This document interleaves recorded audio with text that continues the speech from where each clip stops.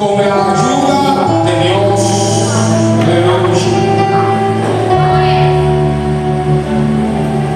Este pasaje que vamos a desglosar en esta mañana está en el libro de Nehemías.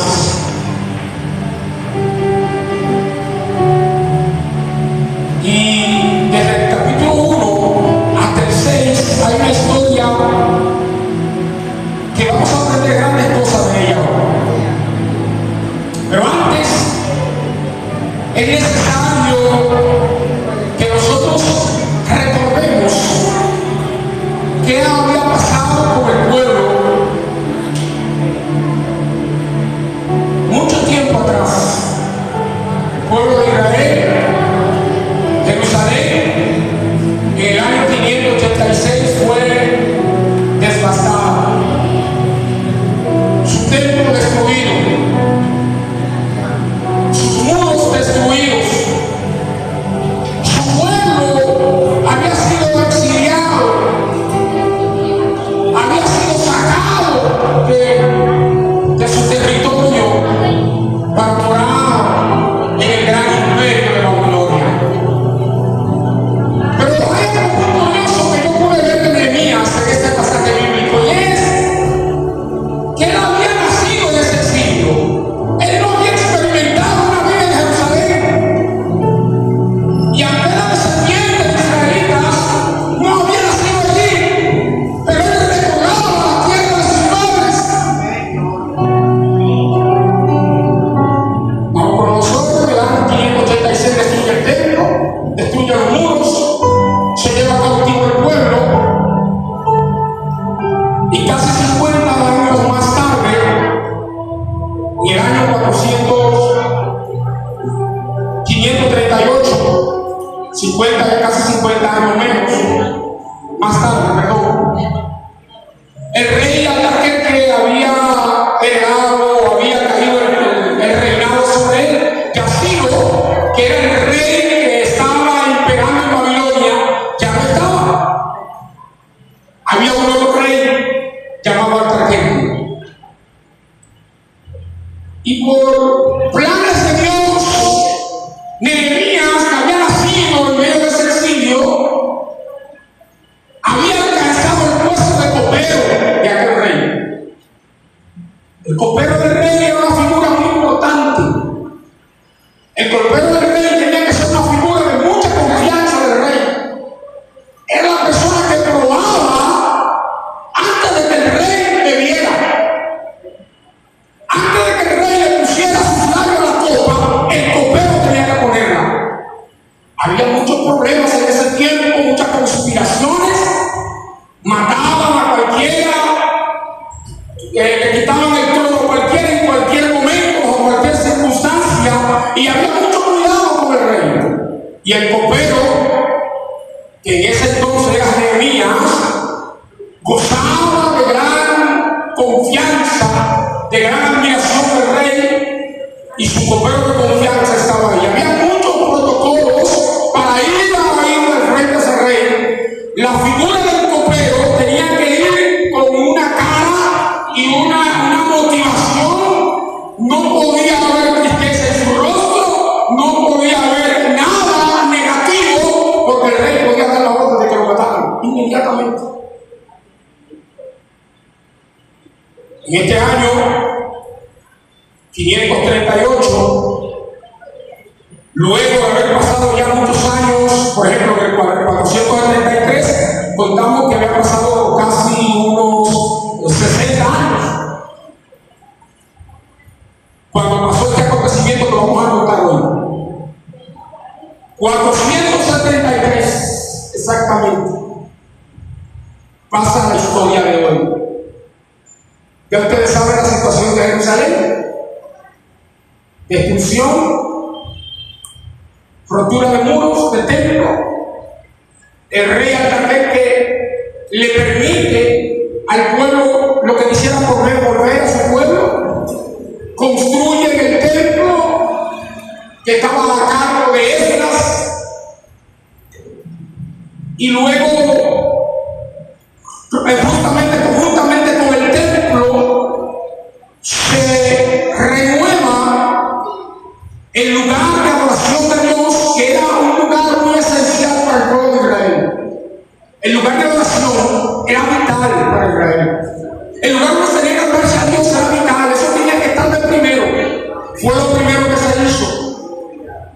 se estaba restablecido el lugar de adoración, muy bueno.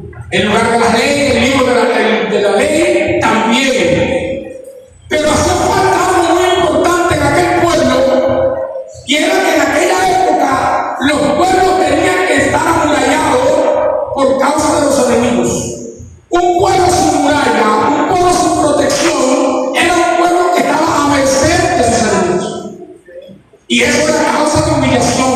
El pueblo vivía humillado, adoraba a Dios, tenía la ley, pero humanamente estaba siendo humillado y asolado por los pueblos enemigos, porque no tenía ninguna protección.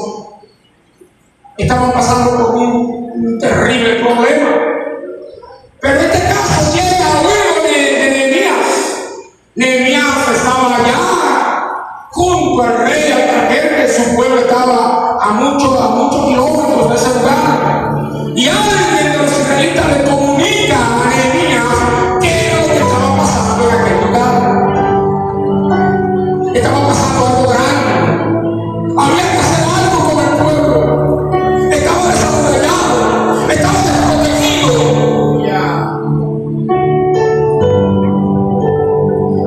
En este tiempo nosotros tenemos que entender algo.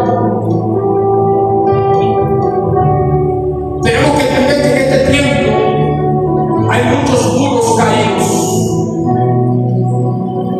En este tiempo hay muchos templos destruidos. Y estoy hablando de manera figurativa, no literal. Estoy hablando del interior de muchas personas está destruido. El interior de muchas personas está devastado. Y muchas veces para sostener eso se necesitan Nehemías. Se necesitan Nehemías que vaya en auxilio de esos corazones rotos, de esos muros destruidos, de esos templos devastados.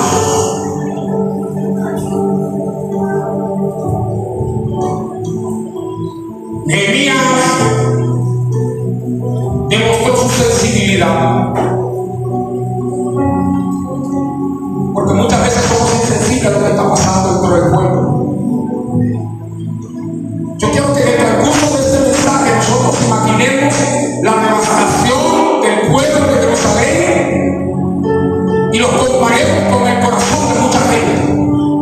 Que comparemos a Nehemías como aquel que Dios ha llamado para ir en auxilio de ese corazón, de esa persona, de esa comunidad, de esa familia que está devastada. No hacernos insensibles a los problemas del hermano, a los problemas de la iglesia.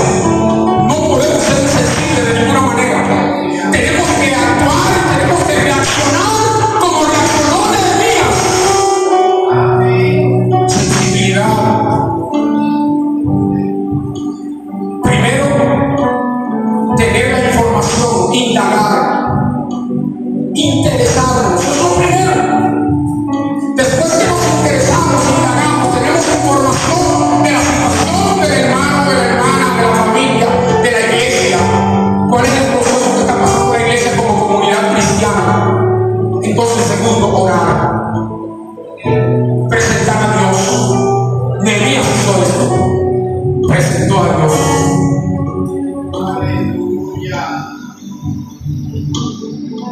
Nehemías no fue corriendo con el rey de una vez. ¡Rey, mi pueblo! Él tiene los muros, ayúdame a construir. No. Nehemías oró, se afligió cuando se dio cuenta del problema y oró. No sabemos el tiempo, pero oró. Era una situación que él tenía que pedir la dirección a Dios, la guía a Dios, para él poder hacer el trabajo de la obra que tenía que hacer. Llegó el momento,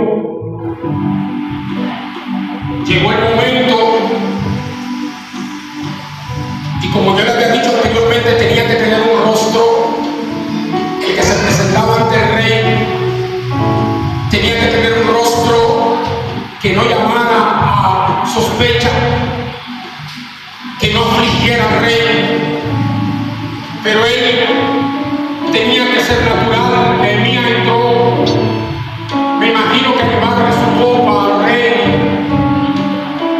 y el rey, con un ojo del sol, alcanzó a ver el rostro de Nehemías y lo vio afligido porque nunca antes lo había visto de esta forma. ¿Qué te pasa? ¿Qué te pasa? Estoy parafraseando. Me imagino a Nehemías contándole todo lo que pasaba en su pueblo. El rey sabía que él era descendiente de israelitas, que sus padres habían sido exiliados a Babilonia y que él había nacido en el seno de ese pueblo pagano, pero que se había prestado para servir al rey como copero. Y aquel hombre le da la información al rey de lo que está pasando.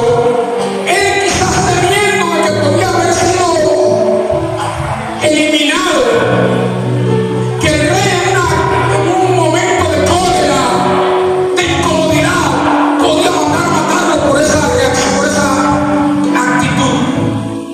Pero él lo hizo porque no le importó. A Nehemías no le importó. A Nehemías lo que le importaba era restablecer, reconstruir, ayudar a animar el pueblo, ayudar a reanimar el pueblo, ayudar a que el pueblo se restablezca como pueblo. Amaba a su pueblo, Jerusalén. Y algo muy importante cuando nosotros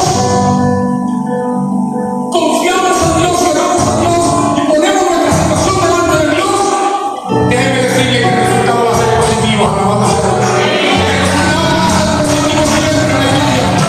Alabado sea Dios para siempre. Cuando Él le dijo esto, el rey no solamente tiró a un lado la idea que pudo haber llegado a su mente, sino que le prestó atención y le dijo: sí, tiene el permiso, le dio carta. Y no solamente le dio carta, sino también mandó a que le dieran materiales para llevar en el camino. Y no solamente eso, sino que también iban algunas personas para defenderlo en la trayectoria. Oiga, qué bueno es nuestro Dios. Nehemías confió en Dios y a Nehemías le fue concedido esa petición. Alabado sea Dios para siempre.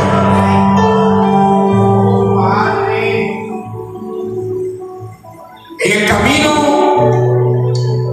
se iban a encontrar con muchas situaciones difíciles, pero Nehemías seguía confiando que Dios estaba con él. Tenía Nehemías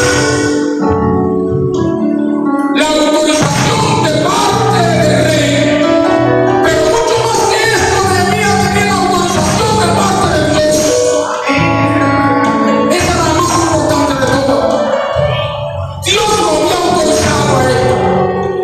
Él iba con toda la confianza. El rey, Dios y mi rey, caminando sin llevar nada, solamente aquellos materiales que iban a servir para ir a construir el muro de Jerusalén. Alabado sea Dios para siempre. Hay algo que acontece de aquí en adelante. Cuando él llega a la ciudad, lo primero que hace es rodear el lugar. Me imagino a Nehemías presentando aquella ciudad desolada, desamurallada, y pidiéndole a Dios sabiduría para ver cómo iban a hacer eso.